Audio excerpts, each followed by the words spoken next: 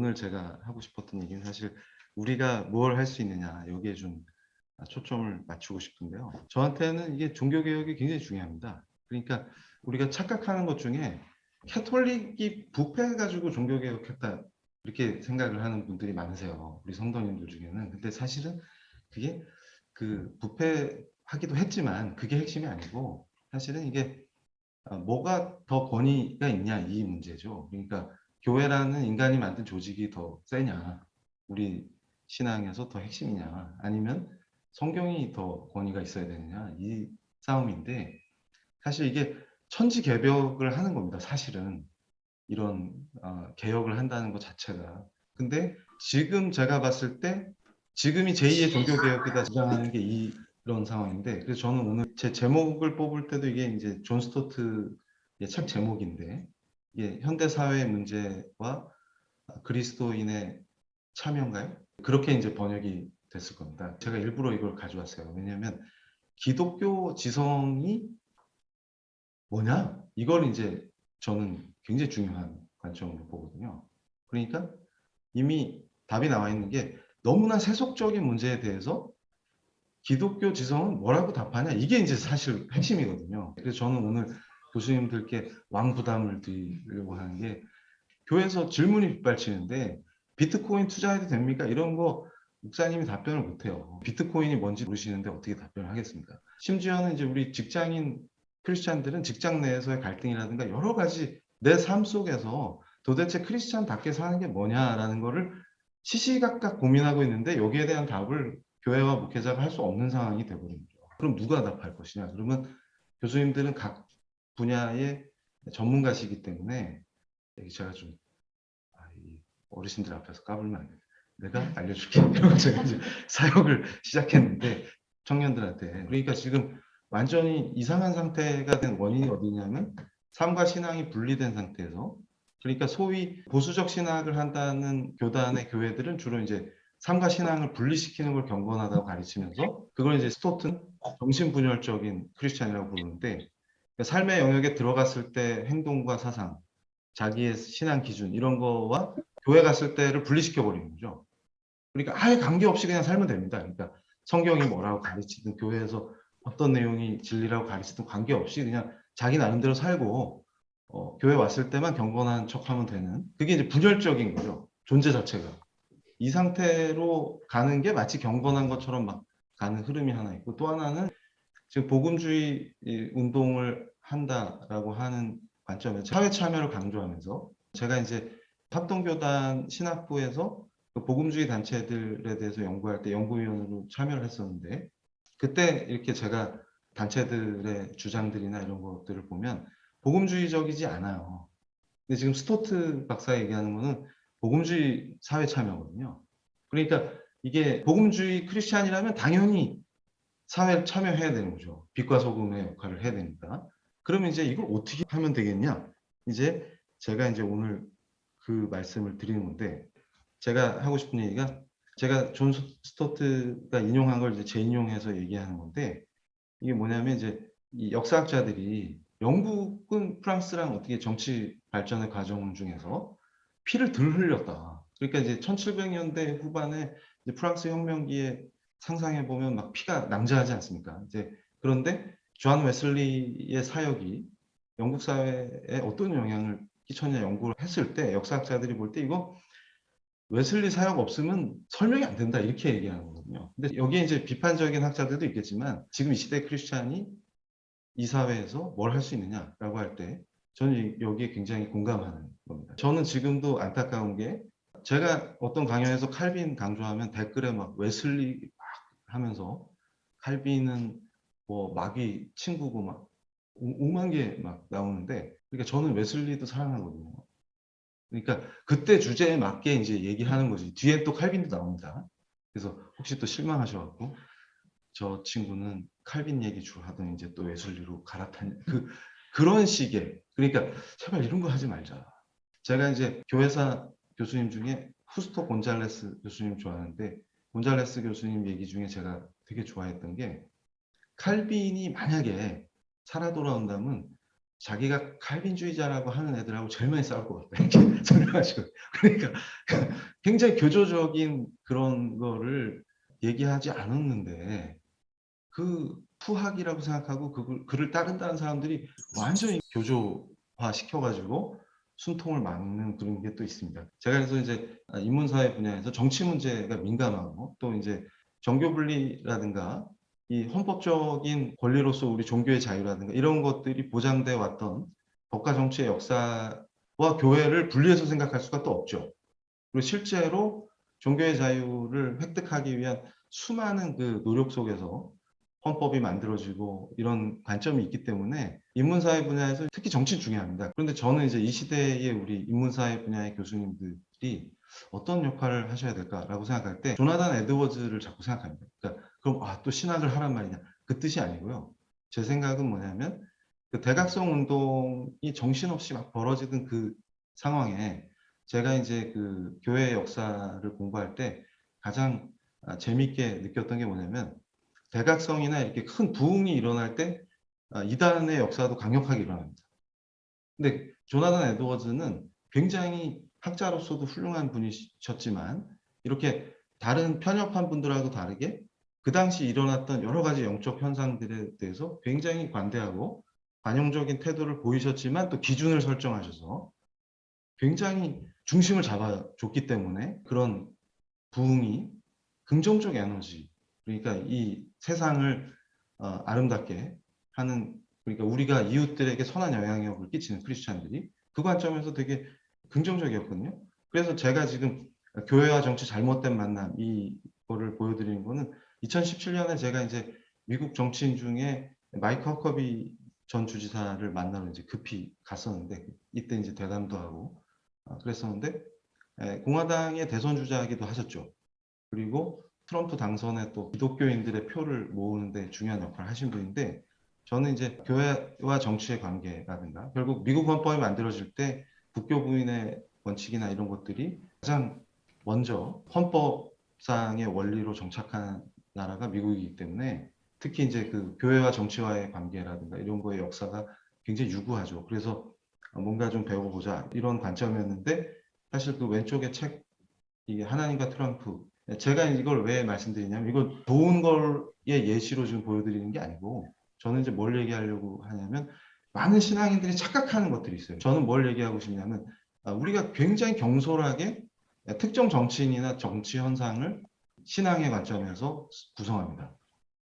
그리고 너무나 가볍게 성경 구절이나 성경에서의 가르침을 여기다 연결시켜버려요. 그러니까 제가 늘 강조하는 건 뭐냐면 진짜 예수 그리스도가 중심인 신앙인이 그 관점에서 정치나 경제나 사회 현상을 보느냐 아니면 내 욕망이나 야망이나 이런 걸로 구성된 그런 관점에서 난 이게 너무 좋아 이러니까 그걸 앞에 놓고 말씀을 갖다 붙이는 거예요. 지금.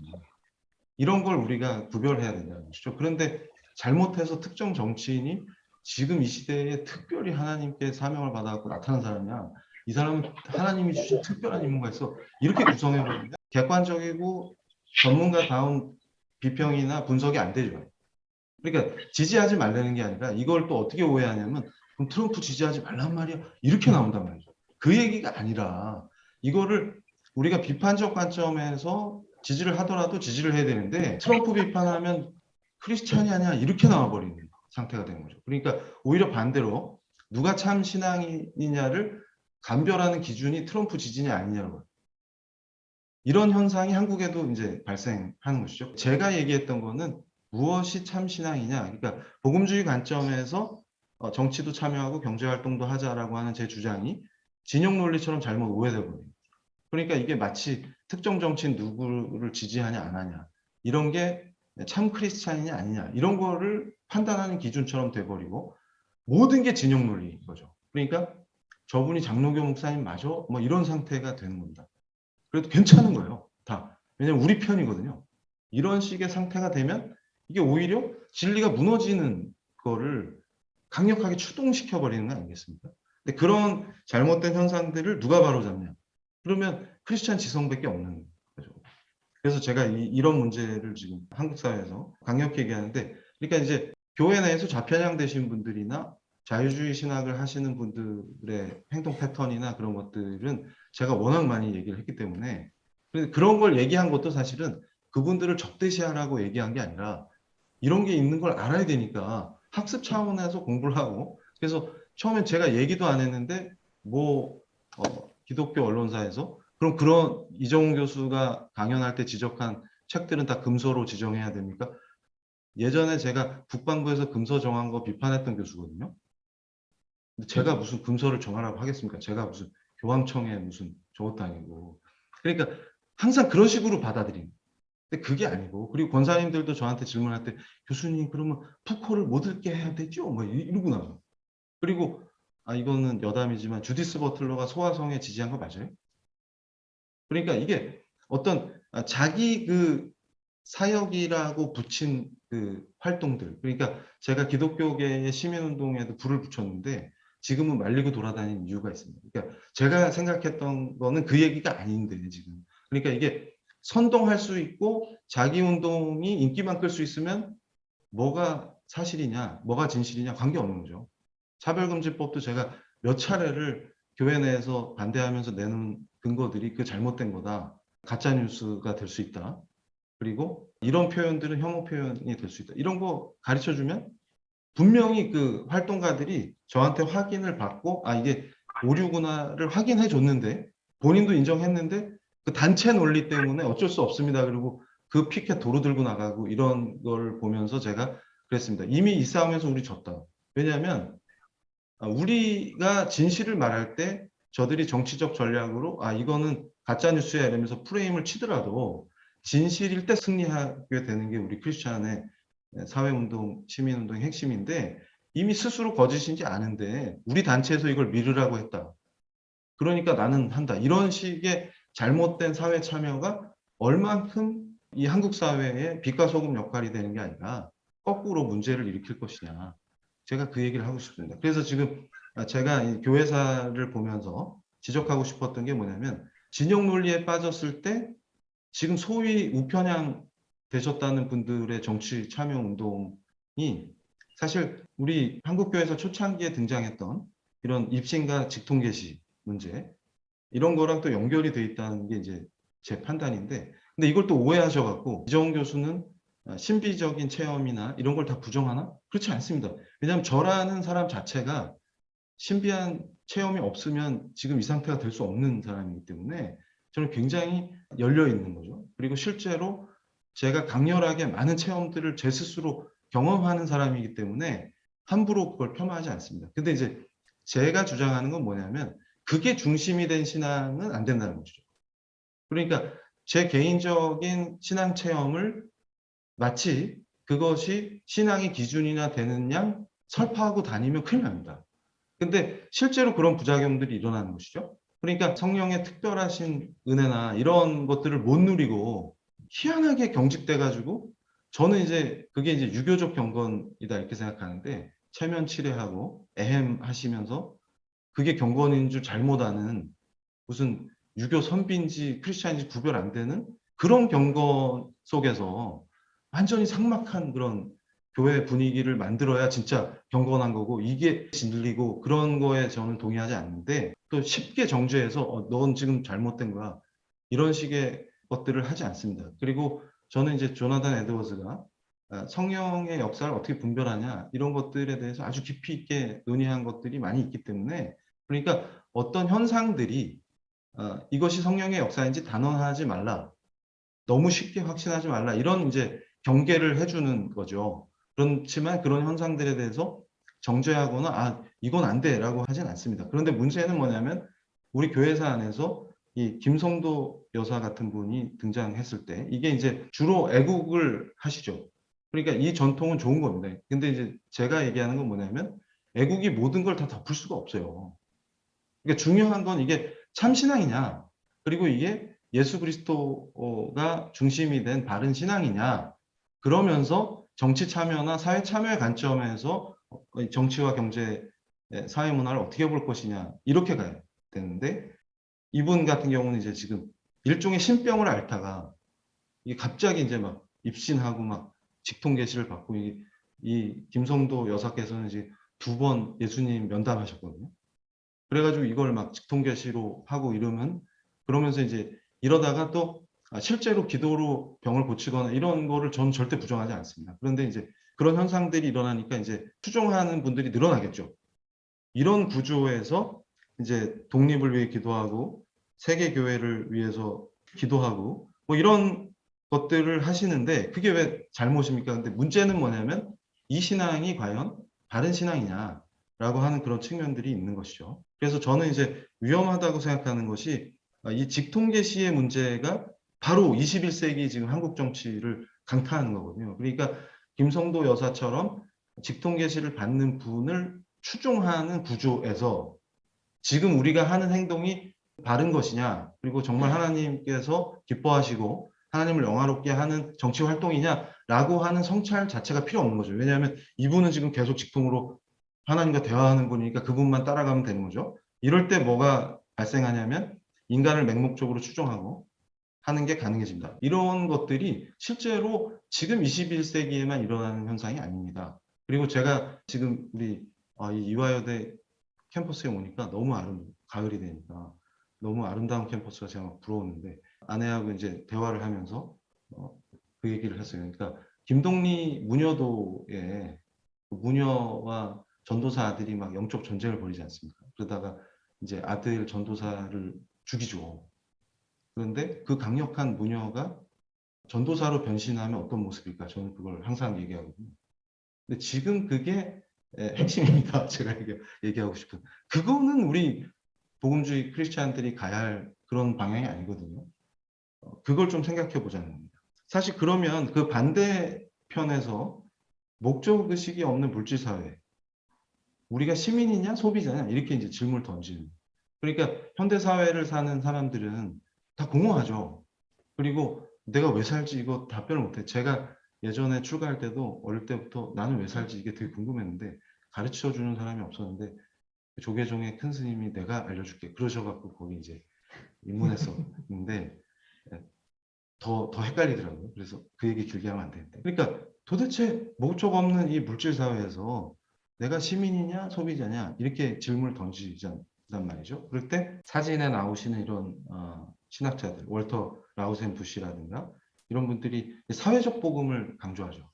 그러니까 결국 저는 이제 이걸 어떻게 생각하냐면 우리 크리스천 지성이 대적해야 될 것은 대적한다는 건 진짜 혈과 육의 관점에서 적대시하다 이 말이 아닌 거죠. 대적해야 될 것이 뭐냐면 인간이 자기들의 노력과 힘으로 이 지상에다가 하나님 나라를 세울 수 있다.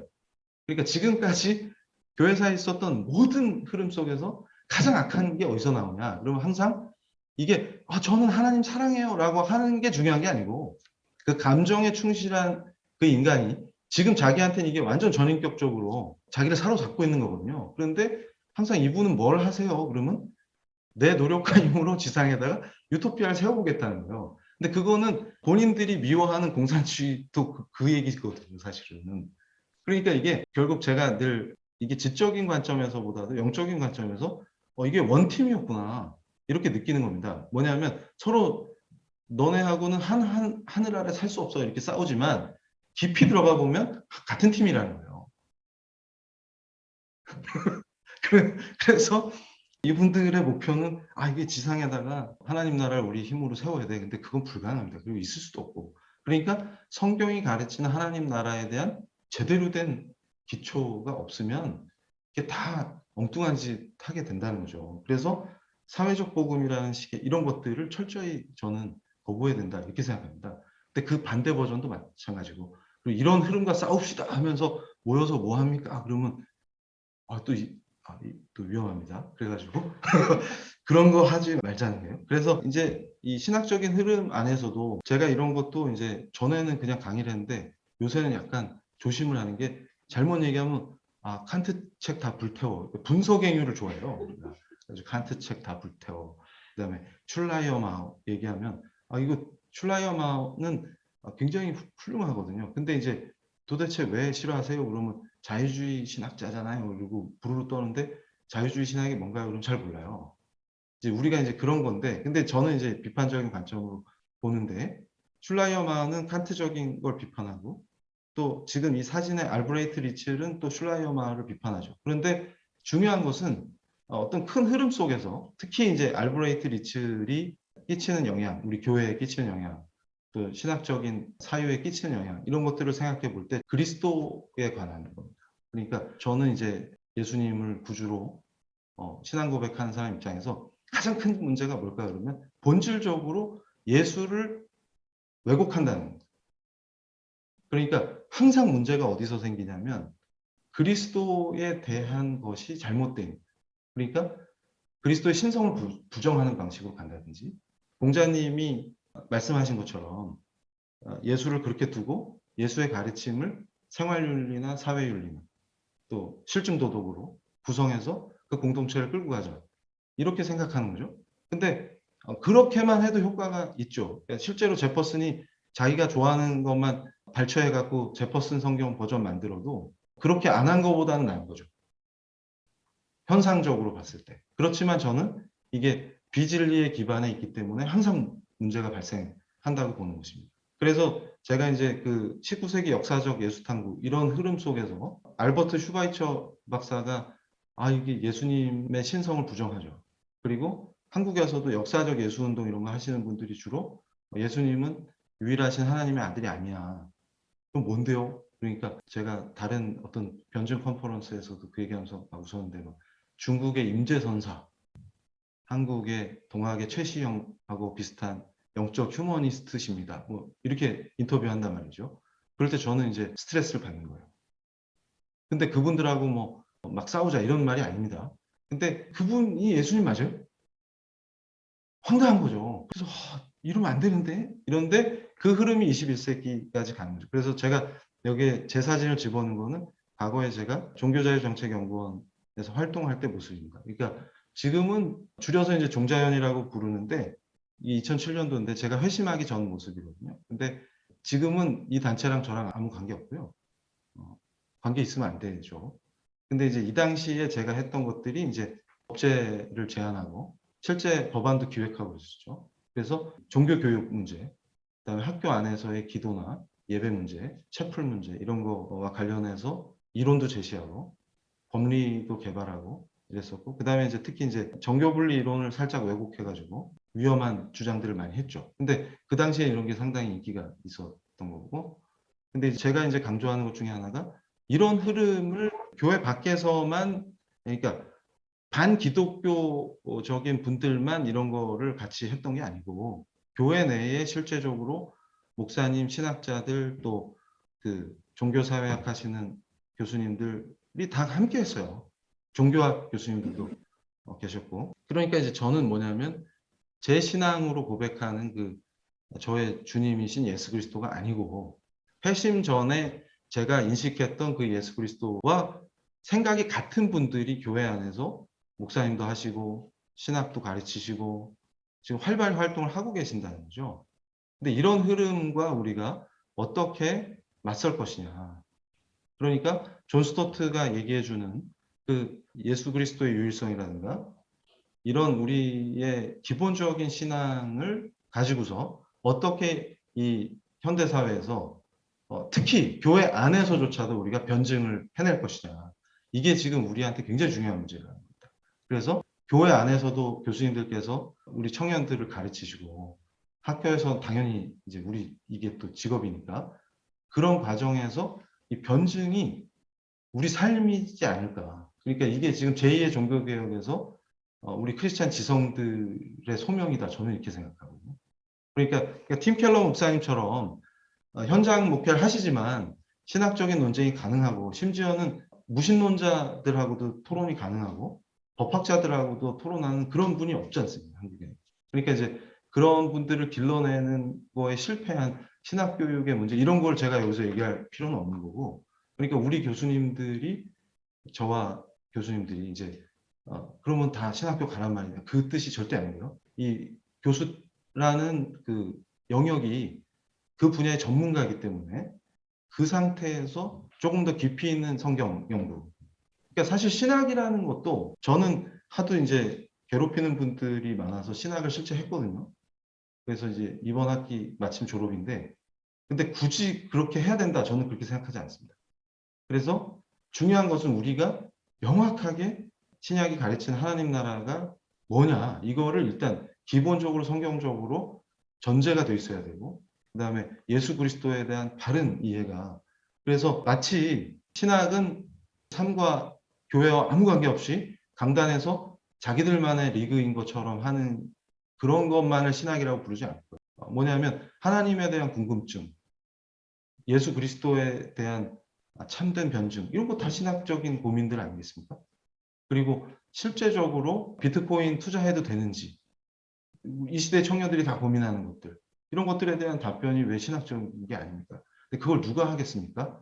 이걸 제가 이제 얘기하는 것이죠. 특히 주로 우리 그리스도인들이 이 시대에 자기가 선호하거나 자기가 영향받은 이데올로기를 예수님보다 더 우선시하고, 그걸 기준으로 성경을 해석하고, 그걸 기준으로 우리 신앙을 재편성하는 그런 것들이 좌냐 우냐 따질 필요가 없이 그런 현상이 만연하고 있을 때, 우리가 진정한 복음주의 관점에서 이걸 정리해 줘야 된다. 이게 이제 제 주장이고요.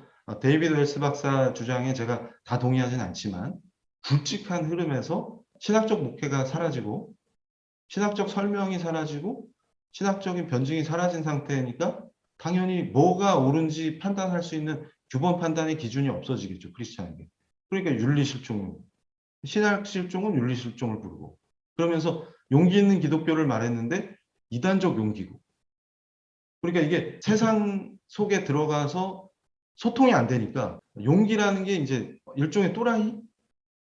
이렇게 변해버리니까 이게 무슨 세상에서의 빛과 소금이 아니라 그냥 왕따인데 본인만 모르는 이런 상태가 된다는 것입니다. 이게 제가 진단한 거고. 그래서 제가 이제 최근에도 충격을 받은 게, 이제 제가 막스 베버의 그 프로테스탄트 윤리와 자본주의 정신, 이것도 이제 청년들한테 많이 설명해주고 가르치고 했더니 또 어떤 현상이 나타나냐면 자본주의 이퀄 기독교인 줄 아는 거예요. 그 얘기가 아닌데 지금. 그러니까 우리가 신실하게 참 신앙인으로 살았을 때 어떤 선한 영향력을 끼치게 되느냐라는 측면에서, 그러니까 칼빈은 기획한 적이 없습니다. 그리고 칼빈이 가르치는 그 참신앙의 기준으로 열심히 경제활동을 하신 분들이 자본주의라는 걸 기획하고 이런 게 아니고요. 열심히 살면서 그 노동의 형식이나 이런 게 완전히 이제 바뀌게 되는 것이죠. 이러면서 믿는 사람만의 독특한 어떤 문화가 나타나고, 그러면서 검소와 절제 이런 게 되니까 자본이 축적되게 되고, 그러면서 그게 자본주의 정신을 구성하게 됐다는 건데, 베버 태제에 동의하든 동의하지 않든 지금 이 캐슬린 테너 교수도 저랑 같은 입장인 게 뭐냐면, 베버 태제에 동의하지 않더라도 기독교인들이 특별히 경제나 사회에 기여한 게 맞지 않냐. 그걸 전제로 했을 때 그럼 지금 이 시대에 우리는 뭘 할 수 있을까라고 할 때, 저는 거꾸로 이 왜곡된 자본주의 흐름 안에서 참 그리스도인의 경제적 태도가 새로운 흐름을 형성하고, 그러니까 사람은 두렵거든요. 그 불안감 때문에 대세를 쫓는데, 내가 비트코인 투자 안 하면 나만 뒤로 밀리는 거 아니야, 이런 불안감이 있는데, 그런 불안감을 극복할 수 있는 존재가 현대사회에 누가 있나 봤더니 테너 교수가 볼 때는 기독교인밖에 없는 거예요. 우리는 우리 신앙으로 그런 두려움과 불안감을 이기는 존재들이기 때문에, 그러니까 이게 새로운 흐름이 가능하다는 겁니다. 굉장히 역설적이죠. 그래서 이게 이제 기독교와 새로운 자본주의 정신을 얘기할 수가 있게 되는 것입니다. 이런 게 이제 제가 얘기하는 우리 기독교 지성이 사회에 빛과 소금으로서 긍정적인 역할을 하는 그런 것인 거죠. 그래서 이 존 스토트가 해리 블레마이어스를 인용하면서 이게 결론입니다. 그러니까 우리가 해야 될 일이 지금 뭐냐면, 그러니까 이미 복음주의 정치운동이라고 간판은 걸었지만 사실상 특정 이데올로기나 특정 좌편향 정치 이데올로기를 교회에 확산시키고 그 정치운동을 하겠다라고 등장한 분들이 존재했는데, 우린 그분들을 따라갈 수가 없고, 그리고 그분들의 신앙 고백을 점검해 보면 그분들이 얘기하는 예수는 임재선사처럼 영적 휴머니스트인데 저는 그런 거 동의할 수 없고, 그러면 그렇지 않은 사람들 우리는 어떻게 해야 되냐라고 했을 때 주로 보수적 신학을 하는 교회들이 삶과 신앙을 열심히 분리시키고, 직장 생활은 네 알아서 교회만 충실히 나오면 되는 이런 잘못된 신앙으로 가르쳤기 때문에,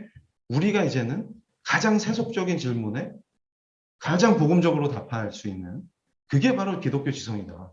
이걸 제가 이제 강조하려고 하는 것입니다. 그러면서 이 블레마이어스 얘기처럼 이 정신분열적인 그리스도인은 지성이 아니다. 이거는 그냥 환자지. 그래서 아프니까 청춘이지가 아니라 아프니까 환자지가 아니라 분열이니까 환자지. 제가 이렇게 그러니까 이것도 죄송합니다. 이게 착하게 해야 되는데 교수님들께서 제가 자꾸 이렇게 일탈을 하려고 해요. 죄송합니다. 그래가지고 이 블레마이어스가 6가지 필수적 표지를 던져요. 저는 이거 굉장히 중요하다 했는데 요거 제가 이제 너무 은혜를 받습니다. 왜냐하면 이게 아까 앞에 교수님께서도 말씀해 주셨지만 우리가 뭘 보냐라고 할 때 자꾸 물리적인 시간이나 물리적인 우리 한계나 우리한테 주어진 어떤 물질적인 거, 물리적인 거 안에 갇혀요. 그런데 크리스찬은 항상 영혼을 본다는 영혼을. 그리고 하나님이 통치하시는 세상에 살고 있잖아요. 그 현실 감각을 놓치면 안 됩니다.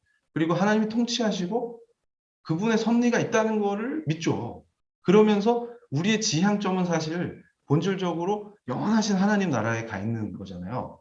그러니까 이게 이중 시민으로서의 하나님 나라의 시민권자인 동시에 그러니까 산상수훈에서도 계속 가르치시는 게 구별되자는 거죠. 구별되자. 근데 조계종처럼 출가하라고 가르치신 적이 없어요. 그래서 제가 막 어떤 그 크리스찬들하고 대화할 때 막 말리고 왜냐하면 이분들은 또 출가 스타일이에요. 그래서 나는 이 험한 세상을 등질난다 이러면 제가 말리면서 그거는요 조계종 스타일인데요. 그래서 예수교 장로의 조계지파 만드시면 안 돼요. 이러면서 말리고 그런데 우리의 그 본질적인 지향점을 놓치면 안 되고 두 번째로는 악에 대한 인식이 항상 확실해야 된다. 그러니까 제가 여기 정의라는 단어는 제가 넣은 건데 예를 들어서 이제 어떤 고상한 것들을 추구한다는 게 어떤 우리의 그 엄청난 허기짐 같은 거 있잖아요. 그 원죄 때문에 생기는 허기짐 같은 거. 이걸 충족하기 위해서 폼나게 고상한 것들을 들이대지만 그게 본질이 잘못되면 결국 악이라는 거죠. C.S. 루이스가 악의 반대말이 선이 아니고 선을 잘못 추구하는 게 악이다.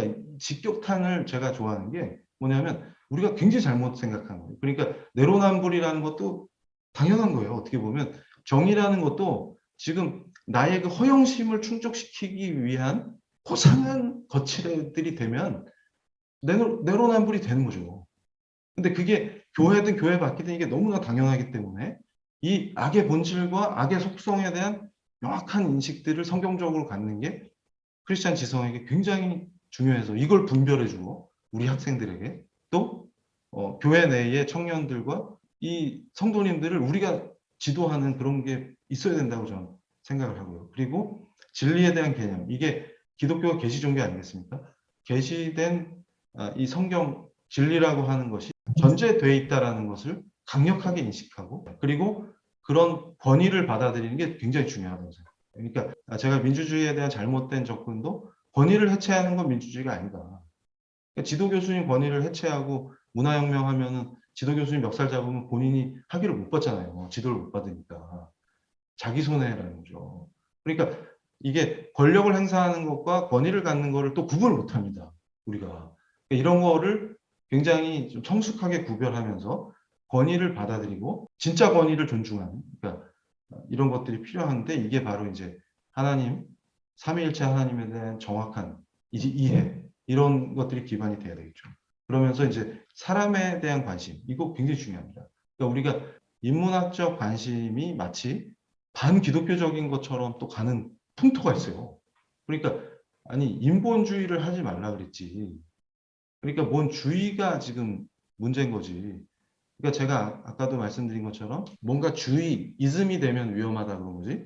인간성의 가치를 부정을 어떻게 합니까? 그러니까 이게 결국은 이게 그리스도론의 바른 이해, 그거에 기초한 바른 신앙, 이것과 연결이 된다는 것이죠. 그러니까 예수님은 인성과 신성이 한 윗격에 연합되어 있는 분이시기 때문에 예수님이 갖고 계신 인성의 영역이 또 무시되면 이 잘못된 신앙으로 가는 거죠. 그러니까 성경 안에서도 예수님께서 그 마태복음에서 마귀에게 시험을 받으실 때 모습들이나 이런 것들이 일부러 본인이 하나님이시기 때문에 얼마든지 그거 뭐 마귀 같은 거를 그냥 한 방에 제압하실 수 있는데 성령의 충만함 그리고 말씀으로 물리치신 이런 모습들이 일부러 신성의 영역을 사용하지 않으시는 모습들이 굉장히 큰 가르침을 주는 것들이거든요. 그리고 우리의 삶 속에서 예수님 닮아가겠다라고 할 때 그 예수님의 인성에 대한 이해나 깊이 있는 묵상이나 이런 게 굉장히 필요한 것이죠. 그래서 이 관점에서 그대로 연결될 때 신성한 성향을 얘기하는데 이게 사실은 신성하다라고 번역을 했는데 물론 그렇게 할 수도 있죠. 근데 저는 어떤 관점에서 보냐면 성례적이라는 관점에서 이해가 가능합니다. 그러니까 성만찬과 같은 그러니까 이게 예수님의 살과 피를 먹는다라고 하는 이것 때문에 오해도 많이 받았지만 이게 그 성령께서 임재하시는 가운데에서 굉장히 신비를 누리는 거거든요. 그러니까 우리가 착각하는 게 육체를 부정해서 마치 영지주의적인 것들을 추구하는 게 바른 영적인 신앙인 것처럼 착각한다든지 육체를 부정한다든지 그런 게 아닌 거죠. 그러니까 지금 이 존 스토트도 성적인 사랑, 섹슈얼 러브가 이 하나님께서 인간에게 실제를 인식하게 하시는 굉장히 효과적인 도구다 이렇게 표현하세요. 그러니까 모든 섹슈얼리티가 잘못된 게 아니라 하나님이 칭찬해 주시고 예뻐해 주시는 아름다운 가정에서의 문제, 배우자와의 이런 게 사랑이 왜 잘못된 이게 권장돼야 될 거지. 근데 우리가 이런 것들을 잘못 알고 유교적인 터부나 이런 걸로 접근해가지고 잘못 망치는 거죠. 그러니까 이게 오히려 인간에 대한 깊은 이해, 인간성의 가치에 대한 인식, 이게 인문학적인 탐구 이런 게 결코 기독교와 뭐 적대 관계를 형성한다든지 그런 차원이 아니라는 거죠. 그러면서 인간과 사회에 대한 우리 지적인 깊이 있는 이해를 통해서 우리가 더 깊이 변증과 이런 것들을 할 수 있다는 것입니다. 그래서 제가 좋아하는 게 이 칼빈이 던진 명제입니다. 그러니까 이게 사실은 그리스도론을 설명하면서 칼빈이 던진 거예요. 구분되지만 분리되지 않는다. 이게 뭐냐면 그리스도의 한 위격 안에 신성과 인성이 연합돼 계시는데 이게 막 뒤섞여서 융합되지 않습니다. 우리는 커피 믹스 좋아하니까 다 섞어버리는데 섞어서 새로운 존재가 되신 게 아니고 이 두 개가 안 섞여요. 근데 구분되시지만 다 분리되지 않는 그게 하나님과 세상의 관계 또 우리가 세상을 참여할 때의 모습이라는 거죠. 그러니까 우리의 모델은 다 참 인간이신 예수 그리스도를 계속 묵상하고 그분을 따르고 그분의 제자 되겠다고 신실하게 나갈 때 승리로 가는 거기 때문에 그래서 제가 이게 칼빈 설명할 때 맥글라스 교수가 인용한 조지 허버트 신대 마지막 문장을 제가 되게 좋아하거든요. 뭐냐면 누가 방을 쓸거든 주의 법으로 그와 그 행동을 만족스럽게 하소서. 그러니까 우리가 참 크리스찬이 뭘까를 제가 늘 예수 그리스도를 묵상하면서 반성도 하고 하는 것이 우리가 이제 빗자루질 하는 거는 하찮은 일이니까 빨리 하고 거룩한 일 하러 가자 이렇게 생각하기 쉬운데 그게 아니라 지금 그 빗자루질조차도 지금 그 하나님의 은혜 안에서 우리가 은혜를 느끼면서 그분의 영광을 위해서 영화롭게 하기 위한 그 삶의 모습들인 거죠. 그래서 우리가 교수로서 캠퍼스에서 우리의 직업 그리고 교회에서 크리스찬 지성인으로서의 역할 또 사회에서의 역할 이게 이제 다 이 한 문장에서 정리가 되지 않을까 이렇게 얘기하면서 훌륭하신 교수님들께서 불러주셔가지고 너무 감사하고 영광스럽고 감사드립니다. 감사합니다.